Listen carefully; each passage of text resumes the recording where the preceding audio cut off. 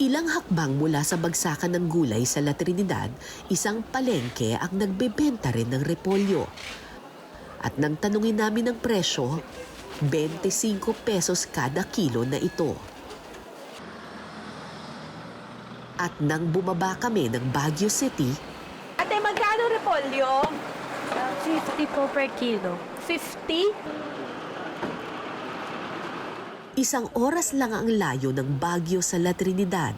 Pero dito pa lang, ang 10 pisong repolyo, umakyat na sa 50 ang presyo kada kilo. Bak sa bagsakan, mas mura. Ay, opo, kasi basa-basa na rin, ma'am.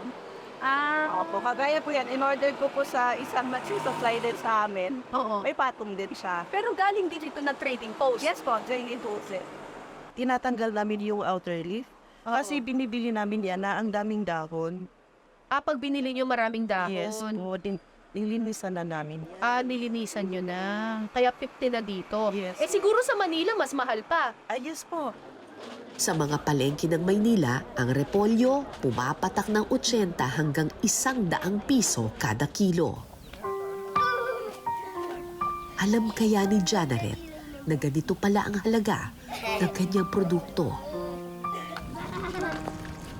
Anong mararamdaman mo kung pagkatapos ng 5 buwang paghihirap, ang repolyong pinaka-iningat-ingatan mo ay bibilhin lang pala ng 10 piso kada kilo?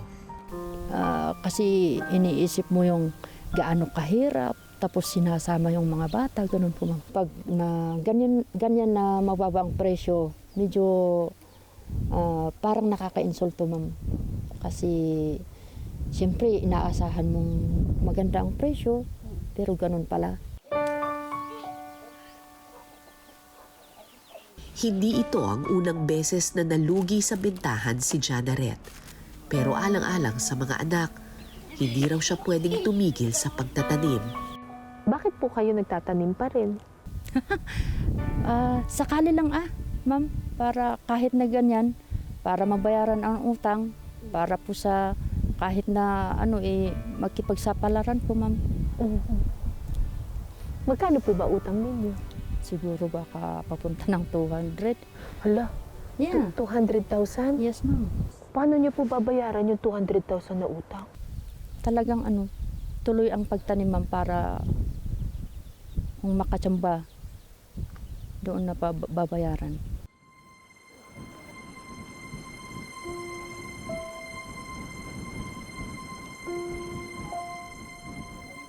May kasabihan, hindi magugutom ang taong marunong magtanim. Pero para sa mga magsasaka ng bugyas, tila hindi na ito totoo. Kaya naman, pinagsisikapan na ni Janaret na pag-aralin ng kanyang mga anak. Sa pangarap na balang araw, makatakas sila sa hirap ng pagbubungkal ng lupa. Wala na kaming papuntahan ma'am. Wala na. Alangan naman na magnakaw ka, alangan naman na gagawa ka magtatanim ka ng hindi Hindi maganda. Pagtiisin na lang ma'am.